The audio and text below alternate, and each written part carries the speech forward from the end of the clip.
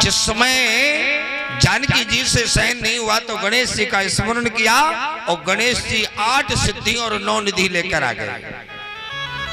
जब 8 सिद्धि और 9 निधि आई, उन्होंने गणेश जी बोले माता जी बड़ा भंडारा है क्या, आज हमें बुलाए हैं? बोले महाराज बहुत बड़ा भंडारा है। तो अगस्त जी को भोजन करते देखा, बोले इतने भोजन के लिए आपने हमें बुलाए? तो सीता जी ने कहा बस इन्हीं का तो पेट भर जाए, इतना ही तो कर दो।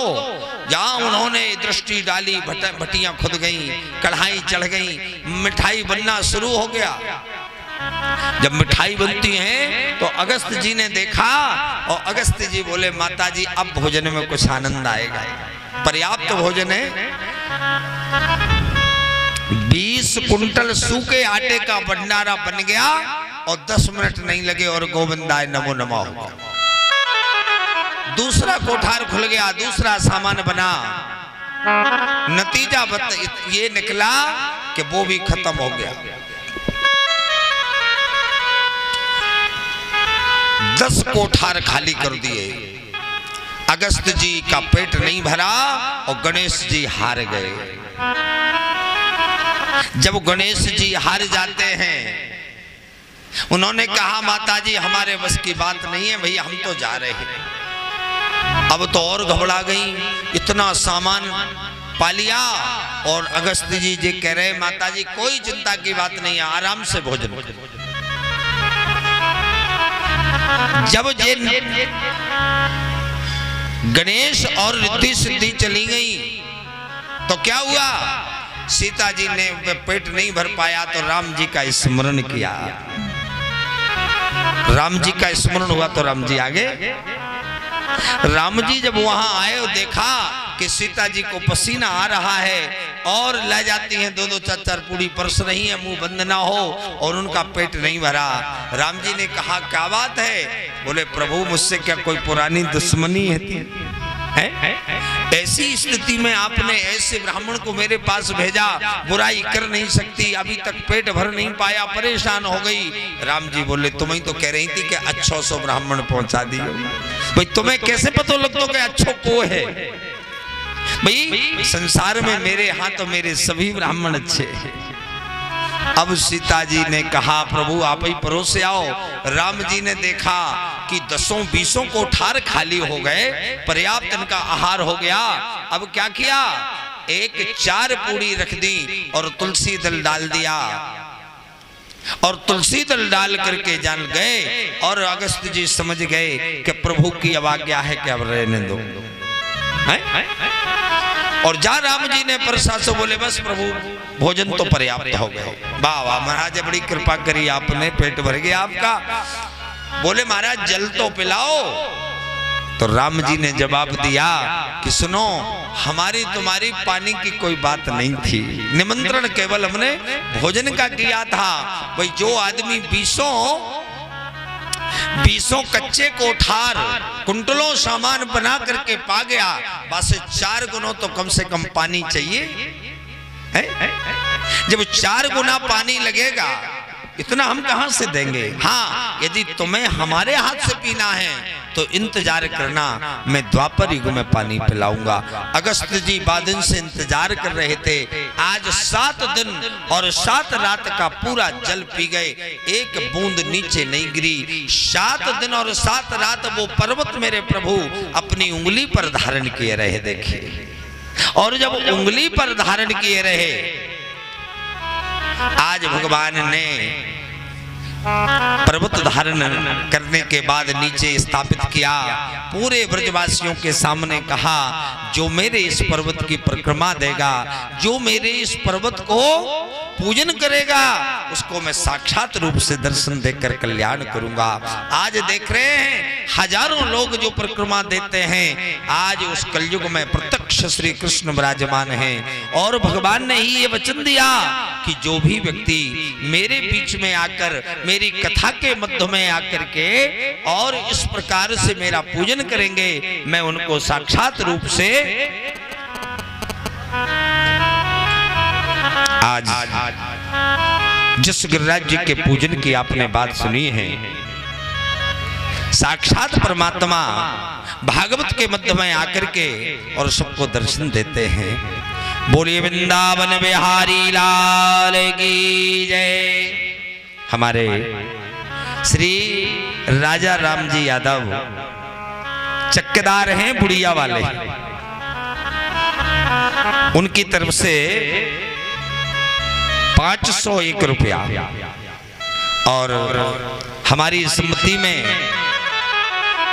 देखिए सम्मति का नाम क्या है, महिला सम्मति। इस महिला सम्मति में अनुदान आ रहा है 501 रुपए का। बड़ी अजीब कथा है।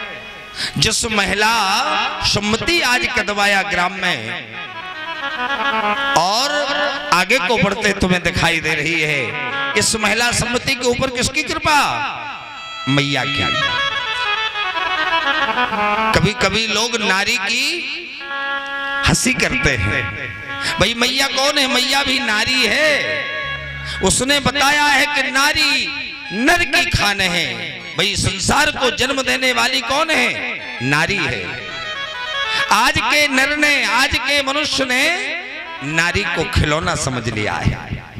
समझते नहीं नारी में क्या शक्ति है। ये महामाया भगवती जब संसार में किसी को जन्म देती है तो वो कन्या बनती है।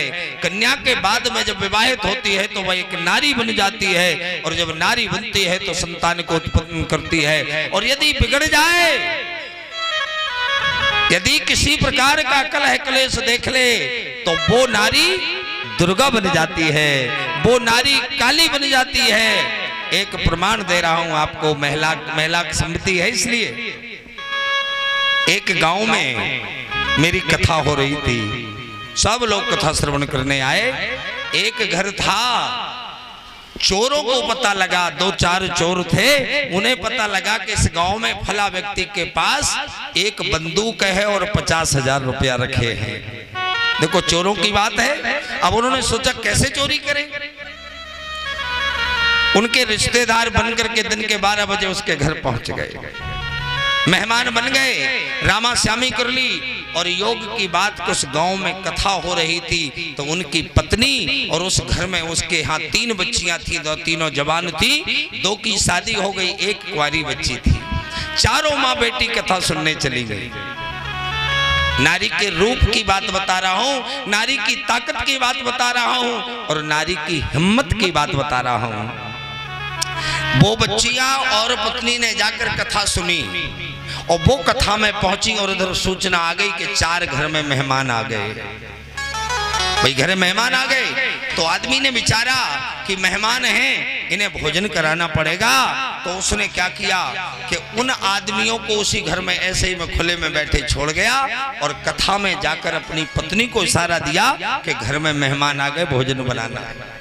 और इस माँ की ऐसी कृपा कि वे बैठे रहे, उनकी बुद्धि ने काम न दो कि अकेले हैं, अब जो कुछ हो सो ले चलो, नहीं बैठे रहे। अब जैसे ही उस महिला को पता लगा कि घर मेहमान आ गए, कथा हो रही, मैंने नहीं सुन पाई। पुरुष को एक बार शर्म लगेगी पर नारी को नहीं। नारी ने क्या किया, बीच में से उठ के आई और मंच पर भागवत जी पे जो बाकी श्रद्धा थी पैसा चढ़ाया। अब हमने उस पर दृष्टि डाली कि ये महिला कोई कारण से जा रही है और वो घर पहुंची। अब बच्चियां कहाँ हैं?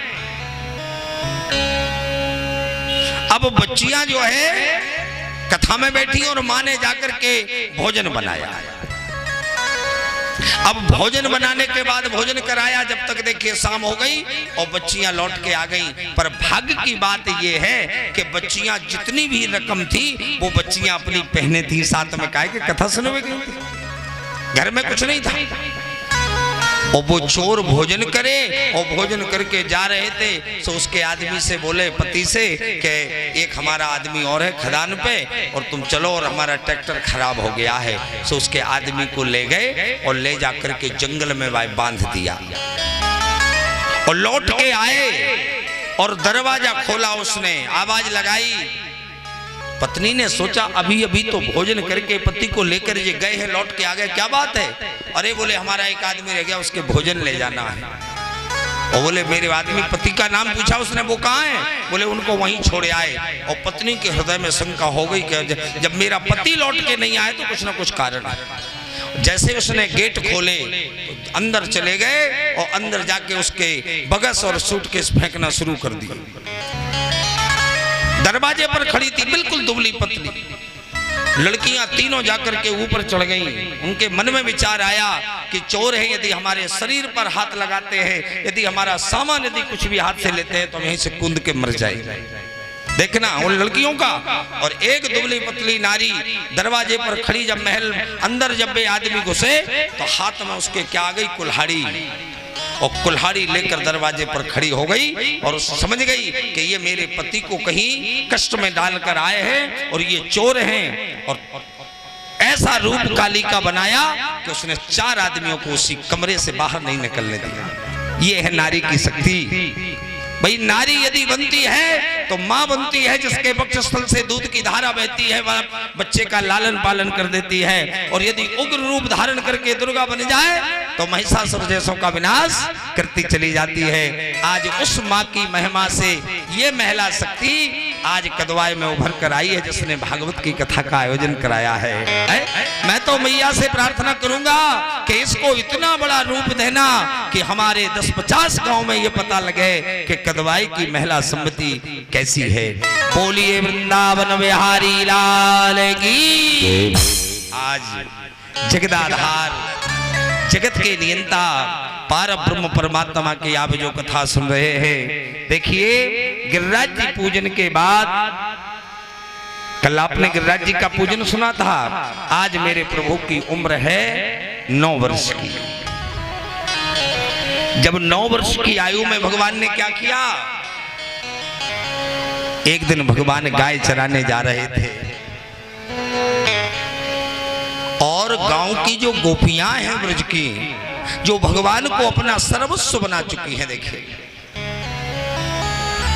उन गोपियों ने माता कात्यायनी का पूजन किया। और मां कात्यायनी का पूजन में ये मांगा कि हे मां देवी से, कात्यायनी महामाये महायोगे नधीश्वरी नंद गोप सुतम देवम पतिम में कुरुते नमः। क्या किया? माता कात्यायनी से ये प्रार्थना की है कि मां हमें नंद का जो बेटा है वो पति के रूप में चाहिए। अब विचार करना, जिस नारी ने संसार को छोड़ने का मन में विचार करके गोविंद के चरणारविंदों में अनुराग की अनुभूति की हो, और वो भी मां से प्रार्थना की हो, 1 महीने का व्रत किया जिसका नाम है कात्यायनी देवी। और आज किस देवी के पास बैठी हैं आप?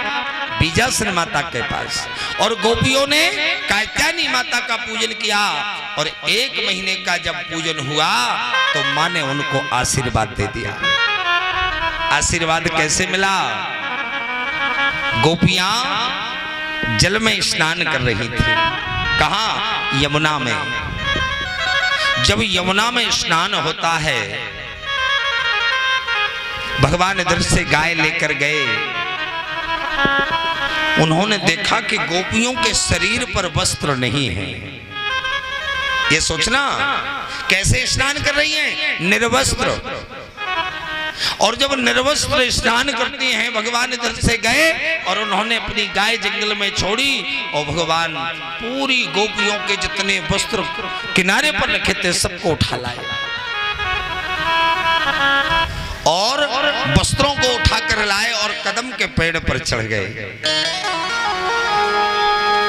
और कदम के पेड़ पर जाकर भगवान ने एक एक वस्त्र को बांध दिया और बांध करके क्या किए? बांसुरी बजाने लगे।